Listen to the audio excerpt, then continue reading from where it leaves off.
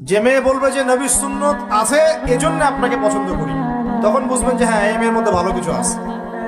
যে মেয়ে দেখবে আপনি নামাজি কিনা, দাঁড়িয়ে আছে কিনা, ইমানদার কিনা, দিনের জন্য কিছু করেন কিনা, হালাল খান কিনা, ওই মেয়ে ইনশাল্লাহ আপনার ঘরে শান্তি দিবে।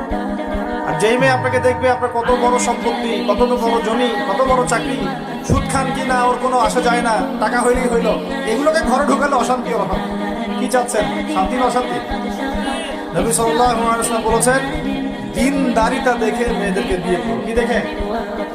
একই বিষয় ছেলেদের জন্য মেয়েদের জন্য সেম।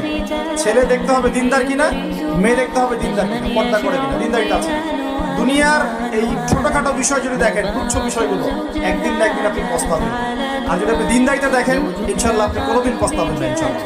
আল্লাহ পাক তৌফিক দান করুন। এটা একটা বড় সিদ্ধান্ত জীবনের।